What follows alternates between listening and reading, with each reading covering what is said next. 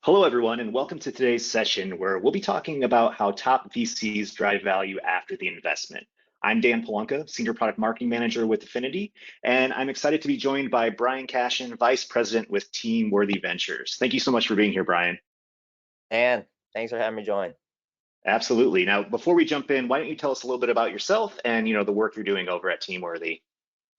Team Worthy Ventures is an early stage venture investment firm. We have offices in Greenwich, Connecticut and Nashville. I've been here at the firm more than 4 years. I joined the team right out of college. In 2019, I studied economics at Yale and I spent my whole professional career here at Team Worthy Ventures. Here at Team Worthy, I lead our data as a service focus, and have also most recently led our deals in the aerospace and defense sector. We invest across a variety of software and software-enabled services sectors and always think of ourselves as true venture builders, very integral in the revenue growth and the customer development and the partnerships and the talent acquisition of the companies that we serve.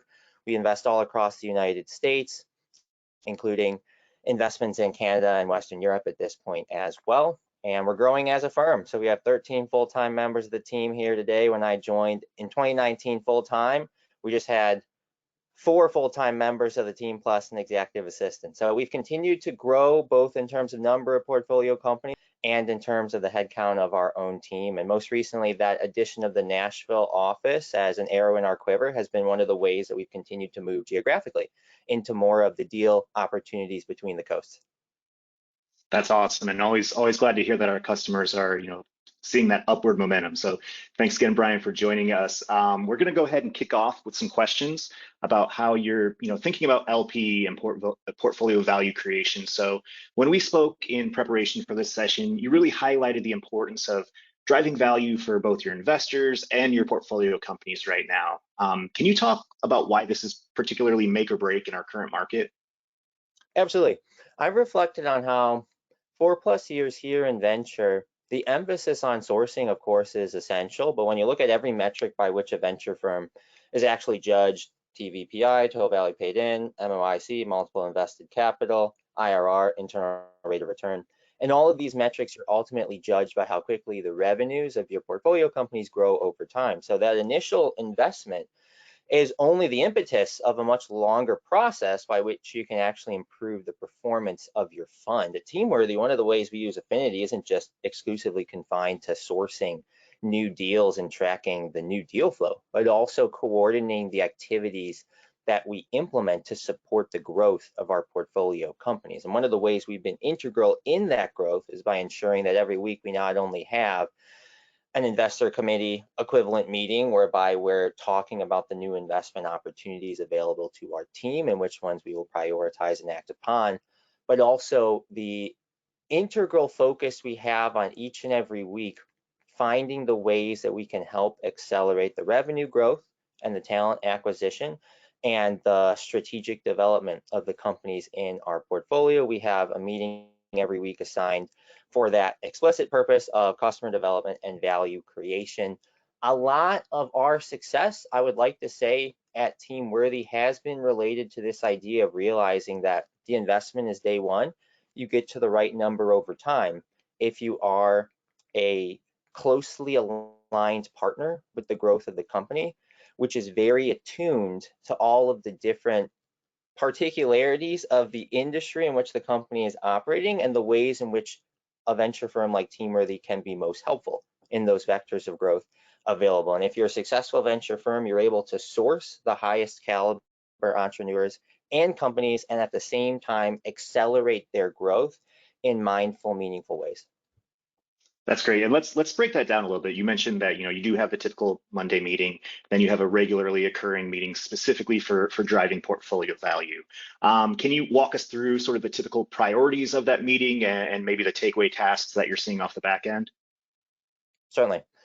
The core of any value creation process is to ensure that the companies that we have the privilege of working with have access to the best customer opportunities, the best partnership opportunities, the best talent acquisition opportunities, and the best strategy. When we think about the actions we take on a weekly basis in order to be substantially supportive to our companies, a lot of it simply relates to how do we drive the revenue forward of this business?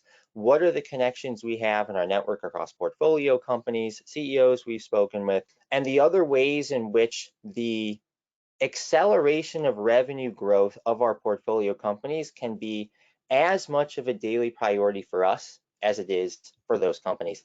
If you can imagine the number of calls that a member of a venture investment team has in a given year, that number is immense. And each and every one of those calls is not just an opportunity to make a yes or no decision on whether or not to invest in the business. It's also an opportunity to find a new customer, a new partner, a new mentor, a new advisor, maybe a new investor even in the portfolio companies that we have. The weekly meeting that we have devoted to customer development and value creation is very focused on ensuring that these companies can have access to the ideal customer profiles that they have decided within certain sectors are best fit for them. How do we connect them with those profiles through the networks that we have? How do we ensure that the buyer personas at those companies are properly informed of the products and services of our company? And how do we actually galvanize the way in which our companies are approaching each and every revenue opportunity that comes across their radar? I also would emphasize one of the concepts I've taken to heart is the need to realize that every action taken by a venture investor should be mindful and meaningful. And I always look at two attributes: distinctiveness and percipience. You have to be differentiated as a venture investor, and you have to be able to be thoughtful and perceptive as to the actions you take. I like the Hemingway quote, which is never mistake motion for action. Sending a lot of emails is not necessarily the absolute best way to maximize the success of the portfolio companies, but making sure that every week there are decisive actions taken to be knowledgeable about the priorities of each portfolio company. We have a set of portfolio companies assigned to every member of our team, and then to be able to ensure that those actions taken are decisive and they are taken in a timely manner so that the growth of those companies can be optimized, not just on an annual basis or quarterly update basis, but on a weekly basis among the members of our team. That's great. I really liked your point about sort of the idea that when you are bringing somebody new into your network, the intention for connecting with that person might not be the final outcome that you see with them. So always being a little bit more open-minded and being perceptive as to their needs and to how they can be of value to your firm or to your customers as well, or I should say your portfolio companies. Are there any big lessons you've learned along the way since the inception of this sort of value driving meeting to improve the outcome of either the internal processes or how you're providing value in general? I really reflect on the importance in each and every one of these meetings of ensuring that the information conveyed is devoted to this idea that an action we can take can actually substantively accelerate a meaningful growth trajectory of the company. And there are certain smaller actions we can take, like a feature ad here and there, which might be useful in and of themselves, but which might not actually significantly boost that ultimate TVPI, MOIC, IRR, and most importantly, human relationship success that we have by working with our companies. I envision that one day I'll have a book. It'll be called The Information Budget. And it's focused on this idea that you have a finance budget, you have a time budget. Very few people talk about this idea of having an information budget whereby every day you really control the signals you focus most on. If you can prioritize the key decisions that a company needs to take in order to become the thought leader and the revenue juggernaut in the sector in which it is located, you can devote the fullest extent of your attentiveness to those signals. And so the strategic decisions that need to be taken at a value creation meeting need to be selective. And even though there can be plenty of discussions about which single feature is added here and there could be incrementally useful, we want to be transformatively valuable by ensuring the actions we take are opening up vectors of growth for our companies, not simply packets of opportunity. Yeah, that's really important. Obviously, the idea of being selective doesn't just stop at the investment. So all the steps along the way when you are looking to screen out bad fits, or when you were doing research, you were prioritizing your time every step of the way. And now that you're working with portfolio companies, you want to make sure that you are prioritizing your tasks and their sort of actions and outcomes to make sure that you're moving as quickly forward as possible with great progress. Any other ways that technologies like Affinity are helping your team be more efficient in either driving portfolio value or ensuring that your LPs are seeing that value and your firm's differentiators? The phenomenal way in which I've foreseen the utility of Affinity evolve over time is that at the beginning, in the simplest sense, one can treat Affinity as a deal flow platform, whereby people are properly assigned the right deal opportunities, and that in and of itself is useful. However, over time, if Affinity does become the lifeblood of some of the operations of a venture team, what I'd often seen is that you move from that process of simply sourcing opportunity to that true value creation and value accelerant opportunity. A lot of the processes we've implemented at Teamworthy use a lot of different data sources coming from sometimes our portfolio companies, sometimes data providers outside of it. But the system of record we use simply in order to track what is at any given time the absolute highest priority of our attentiveness and our acumen, that takes place in Affinity. We have weekly meetings discussing value creation lists and views. We have in Affinity. We have the Monday morning new investment meeting that almost every firm I've ever encountered typically has some form of. But more important to that, the list assignment, the company value creation decisions that are taking place almost every hour of the day outside of either of those two meetings, the new investment meeting and the value creation meeting, are taking place because everyone has a single system of record that can be organized and customized well in terms of what views, what companies, what lists at what times. And the, in that sense, goal of each and every one of our efforts for value creation are related just as importantly to the sourcing as to that ability to be very proximate to the company team members that we work with, the company decisions that we have some influence on, and ultimately the company trajectories that we want to optimize. A lot of the assignments that we make on a typical basis of introductions to customers or partners or new team members or strategic mentorship opportunities are very focused on the idea that those decisions matter not just in terms of whether or not they're taken, but when they're taken. That's great. And, we're always very grateful to have you as a partner and you and your team. I'm curious how some of those processes might have looked differently before, you got set up with Affinity. You mentioned that you're using a lot of different data sources. Were you able to align those previously? Were you able to spend as much time on portfolio value? Like, what were some of the key changes here? Absolutely. Over time, we've decided how to balance some of our own, as most investors do, proprietary technology that we built with the use of Affinity as a productivity and operations platform for our team. So simple examples are we have several data providers in our portfolio, and those include G2, which has software product reviews. Those include People Data Labs, which has people data. Those include Harmonic, which has firmographics data, and many other data providers. We aggregate a lot of that data in a proprietary platform, and we have some scoring methodologies that we implement in order to identify which companies and which teams ought to be the highest priority for us. Once some of that scoring is achieved, the process from there largely does take place in an Affinity setting, whereby we have members of our investment team prioritizing existing portfolio companies and investment opportunities using the views and the capabilities of the Affinity platform.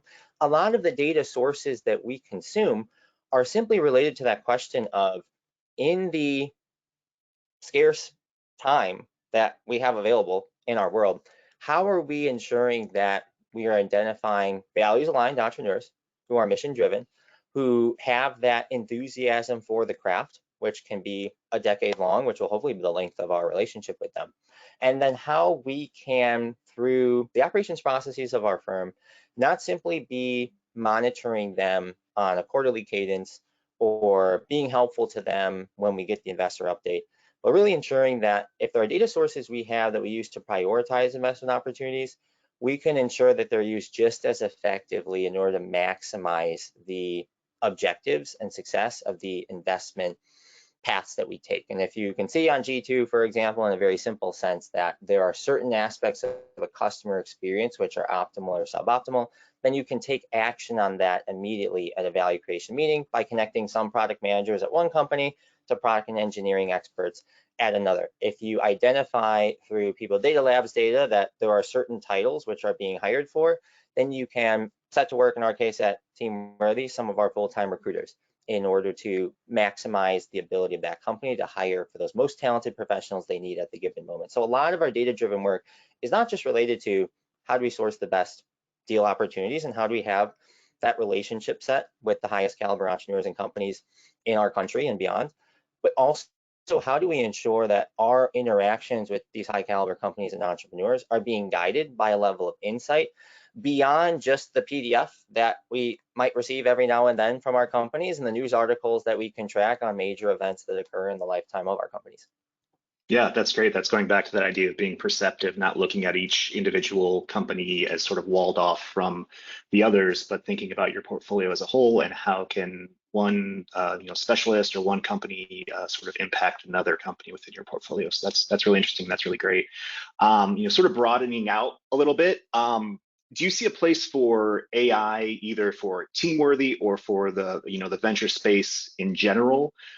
When it comes to managing and supporting LPs or portfolio companies? I do. I would mention that a lot of the venture investing profession takes place at a confluence of different arenas: technology and engineering, investing, in many ways, policy creation, in many ways, the consumer market of which technologies will be most transformative, in many ways, the capital markets as those fluctuate based on inflation and interest rates and the availability of the scarce capital in our economy. So much of the goal of an investment team is to create a methodology that can be properly executed in order to maximize a human outcome of having a prolific relationship with a set of human beings between the venture firm and the portfolio company, and of course, a fiduciary responsibility of ensuring that that investment relationship is profitable to both sides of the transaction. I really like a lot of the rotations I've had geographically throughout the United States because of the fact they've given me insight into some of the ways that artificial intelligence might be applied in certain sectors at which Affinity oftentimes, I believe, could be truly at the confluence of in a venture investing setting. In Utah, I learned two important sales frameworks that most people have heard of before. So BMANTR, BMANTR, buyer, method, authority, timeline, needs, risks, and roadblocks. And you think about, hey, why do you take a sales framework into the context of an AI setting? Well, it's because a lot of the steps you take just after meeting a prospect, same as true after meeting an entrepreneur, can really be automated if you have the right framework to maximize the value that you get from both sides. I also like the MEDDIC one, MEDDIC, metrics, economic buyer, decision criteria, decision process, identify, pain, and champion. You think about these two simple sales frameworks so many people use in door-to-door sales and B2B SaaS sales. I believe that in the same way you can take a framework and take it into the venture setting, and you can apply artificial intelligence in order to do that.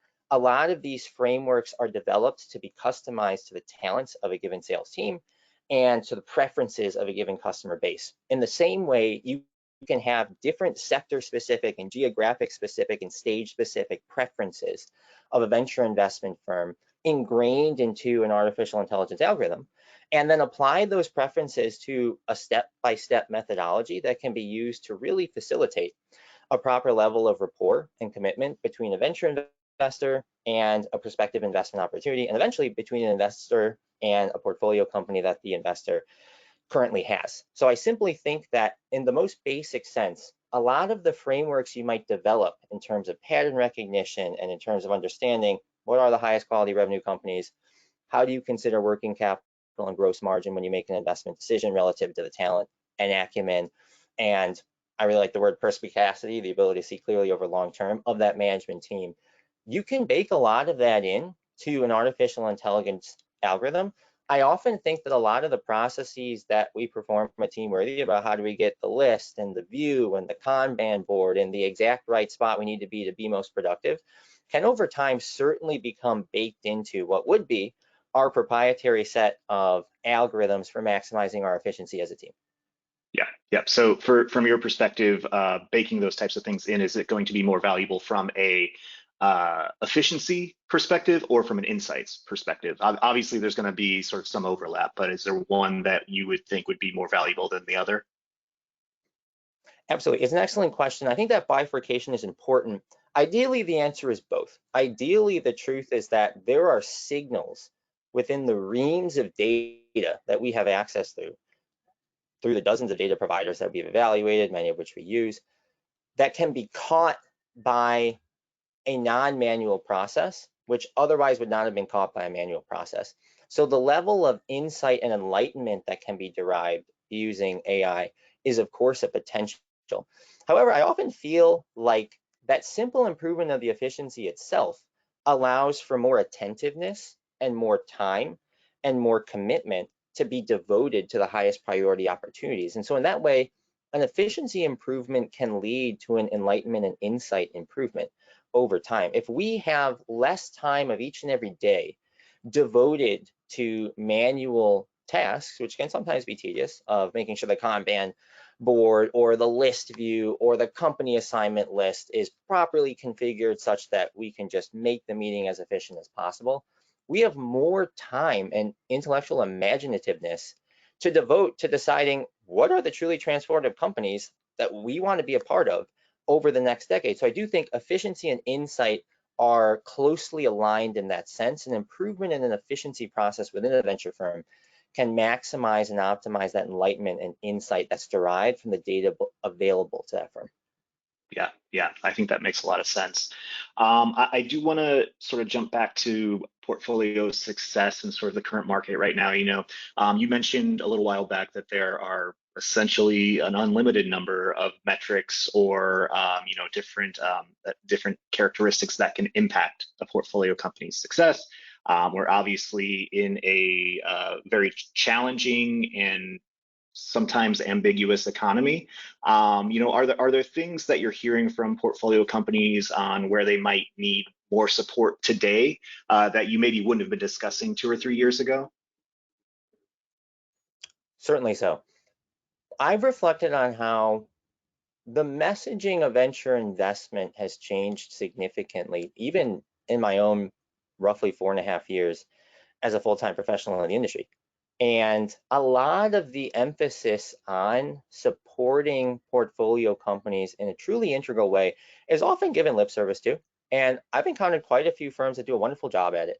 And to be honest, most of the firms I encounter do emphasize that. And I think they generally do an excellent job at implementing some ways to maximize the growth and success of their own companies.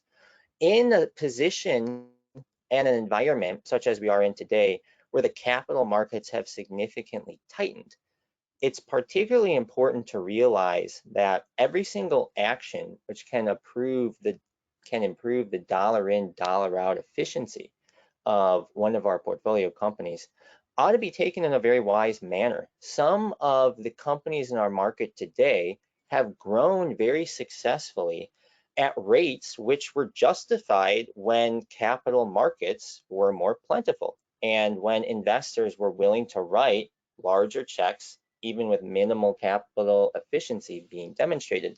But in a market where capital efficiency is highly scrutinized, simple metrics like ARR per employee and Rule of 40 and SaaS magic number and cash conversion score are optimized for by the companies that I've seen in this market because they know that venture investors are optimizing their own investments for that capital efficiency, free cash flow margin maximization opportunity in an investment. So I've just specifically seen that a lot of companies have thought about reconfiguring and re-architecting their sets of priorities in order to really press toward a goal of cash break even, cash flow positive set of objectives, and to sometimes do so at the expense of some of the growth objectives, which in looser capital markets were, one could argue, justified by the greater availability of capital, but now which are not justified because of the higher degree of difficulty involved in the process of raising the capital. Yeah, yeah, that makes sense. Would you, um, just thinking about the idea of less free flowing capital and being in a tighter market, how you're sort of strategizing with portfolio companies, is the way in which you're approaching LPs to instill confidence or sort of provide clarity on the approach you're taking in this market? Like, how do you sort of communicate that to them that it might be a little bit of a different strategy than you might have had 2 or 3 years ago? I would note that in my view, Teamworthy has had a level of constancy in its own strategy, which is we have a disciplined mindset that we bring toward the criteria to invest in entrepreneurs. And you can go on our website, but I love listing the 12 values: teamwork, service, integrity, creativity, enthusiasm, initiative, craftsmanship, learning, prudence, fortitude, humility, and thrift. Those 12 values have been important to us for our entire time at Teamworthy. We've optimized for that values alignment in entrepreneurs every day I've been here on the investment team. And we brought a disciplined approach to deciding when it is that there's an entrepreneur that we can work effectively with for hopefully a decade-long period. So I would say that there's a lot of constancy to the own approaches that I've taken in investing. I believe a lot of people can revisit some of the methodologies used by investors of the ages of old. I do a lot of reading of Ben Graham and Phil Fisher, and Ben Graham simply says in his 1949 book, Intelligent Investor, that there are 3 metrics every investor ought to consider. You need to understand that cost basis such that a proper margin of safety is improved. So you got to invest early and at a low pre-money valuation so that there's a sufficiently high exit outcome. You have to expect volatility and know how to profit from it. We've seen the importance of expecting volatility over the last several years in venture. And you have to know thyself as an investor, know your timeline, know your motivations, and know your mindset. By knowing your timeline and motivations and mindset, and by properly entering a company at the right cost basis, and by understanding that there will always be volatility in the market, you will always have to navigate those particularities and those unexpected trends and phenomena which accompany that volatility. And you have to be able to run a lucrative business while doing so. Simply having that in mind when the initial investment decision is made makes it a lot more of a mindful and tempered process when you have to understand that, yes, there are these sets of difficulties that arrive, but this was simply part of that initial agreement of working together and being on this same journey in tech together as venture investors and entrepreneurs. We're going to be part of several cyclical swings, several unexpected shocks to the market. Our venture investment activities need to take place in spite of some of these oscillations and some of these perturbations in a given market. We need to be able to understand that with every investment opportunity, there are going to be plenty of reasons why at certain times in the business, things are contrary to expectation. But our goal as venture investors is to ensure that that ultimate exit outcome is a successful one because of that commitment and support we demonstrate on a daily basis to our companies. That's great, and it actually it reflects in our benchmark report for this year. We looked at sort of our customer data and found that those were the top performing did have a consistent number of deals sort of month over month. So just, they kept the same amount of selectivity regardless of market conditions. So I think that's something that's definitely reflected there. I really enjoy your passion for history and sort of, revisiting VCs of old. I'd like you to sort of revisit a different VC, a younger Brian Cashin from 4 years ago.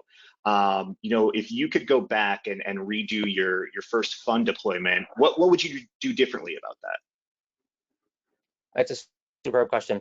I reflect on how as important as personal development is the development of the world around you and the development of the environments that surround a given person in this context of the world in which we live. There is the story of Ferdinand de Lesseps, who built the Suez Canal successfully in the 1860s. And when he tried to build the Panama Canal in the 1880s, he utterly failed, not because he wasn't a talented individual, but because the environmental conditions were so much different. I reflect on how in venture, the environmental conditions shift fairly drastically even over short periods of time. And I've seen, just since joining the Team Ready team full time in June of 2019, several major oscillations in the market, such that toward the end of 2021, it seemed like boom times and bonanza in SaaS. And then, of course, by 2022, those times had turned into a situation where capital was quite hard to come by. When I first joined, there was a lot of talk about how there had been a market expansion for a very long period of time, a few perturbations and dips aside, and how there ought to be something in the near future which does really cause a major plummet. And we saw some of that around the beginning of the pandemic, but it was contrary to what was expected in that a lot of those SaaS multiples returned pretty quickly and they got to their highest levels ever in that 2021 period. So I've reflected on how starting out in venture, it's important to have a very disciplined and tempered and mature mindset, which is not going to be altered or modified by those environmental conditions, which necessarily change.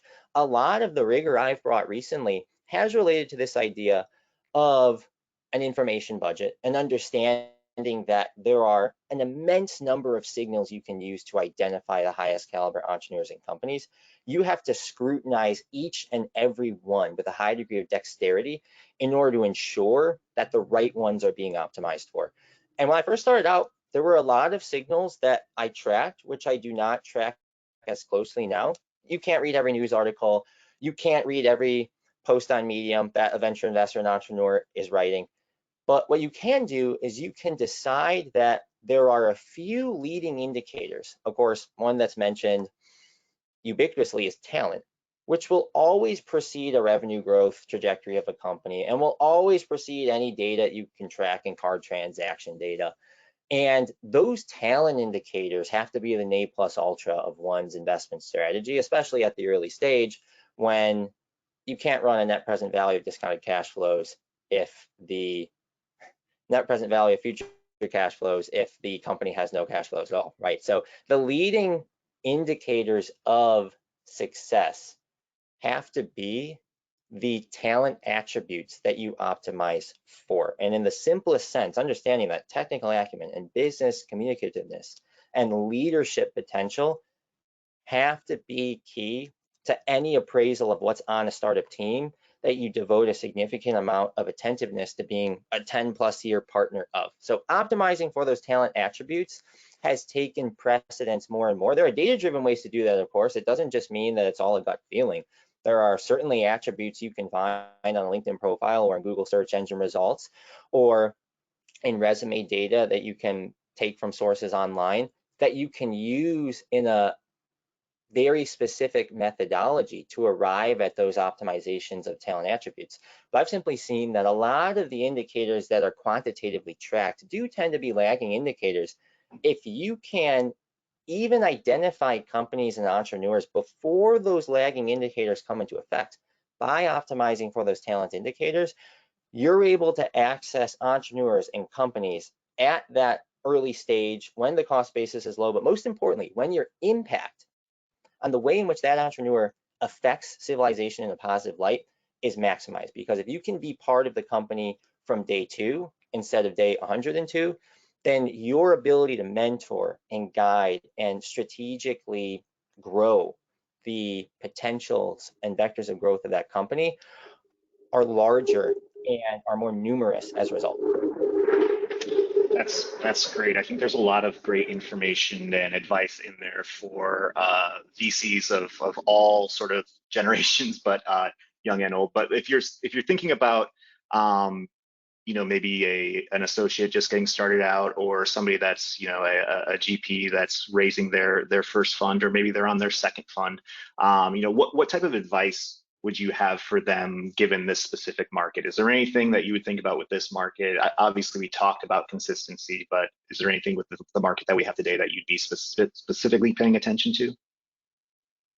I would certainly encourage anyone who's joining venture right now to realize that the same disciplined, tempered approach, which can yield success in a market where capital is plentiful, can also yield success in a market where capital is not. There does not have to be a significant change to one's philosophy of venture investment, even given oscillations that occur in capital market processes and capital availability within the economy.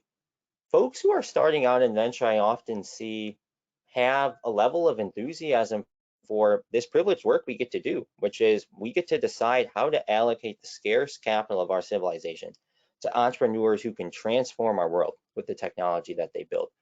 Only a small number of people have the privilege of doing that. And so, in my opinion, we have the responsibility to do a good job. Venture investing has been around ever since the days when financiers in Nantucket were funding whaling expeditions, and the captain might catch 60 whales or the captain might get eaten by a whale. There was certainly that long tail of outcomes. We have a country where venture investing is able to be truly the accelerant of the ingenuity of our society. So we have a high degree of responsibility in participating in that process in a very wise manner. So I reflect on how a lot of the discussions that I hear in venture investing relate to the fund metrics of total value paid in, and internal rate of return, and multiple invested capital, and that's fine. That's natural because those are metrics by which funds are judged. However, I thought of the importance of really optimizing for civilizational impact in the most positive sense, because eventually you get to the right number over time. I do think everyone should consider whether you get to the proper impact over time. We have consistently pursued at Teamworthy entrepreneurs who we truly believe are stewards of the capital we give them, not only from a fiduciary perspective, but also from that impact perspective. And if you have someone who is the head of a company and that person emanates a lot of admirable virtues, that person's not just benefiting the venture investors that will have a large MOIC at the IPO of the company. That person is benefiting every single partner or supplier or customer or advisor or mentor that has interacted with that head of the company during the lifetime of the company. So we have to be particularly adept at identifying those entrepreneurs who have outsized civilizational impact in the most positive sense. The fund metrics will be optimal over time, and all the experience I've had, if civilizational impact is understood to be, in the most positive sense, the ability of that head of the company to emanate a lot of the admirability that we want this company to exude, not only from a financial perspective, but from a civilizational perspective that can be admired outside of a balance sheet or an income statement or a cash flow statement. That's beautiful. I love your sort of holistic approach to that. I recently heard a quote from Billie Jean King that was pressure is a privilege. So a lot of pressure every day, but obviously you're very passionate about it and very focused on, steering the future in the right direction. So always love to speak with you, Brian. We are running up on time, but I just wanted to say that this has truly been such a great conversation and a great pleasure speaking with you. If you out there want to learn more about Brian and his team, you can check out teamworthy.com. And if you want some sweet background jams, maybe while you're taking meeting notes or updating your list, you can check out Brian's music at Bluegrass Brian on SoundCloud. And be sure to head over to our guide section of our website and download Your Network as a Deal-Making Machine, the Art and Science of VC Relationships, to learn more about using your network more effectively, both pre and post deal. Thank you again, Brian, and thank you to everyone who joined us today. Never settle for second fiddle. Thank you again, Dan. Thank you for being part of the story of Affinity. Amazing. Thanks, Brian. Take care.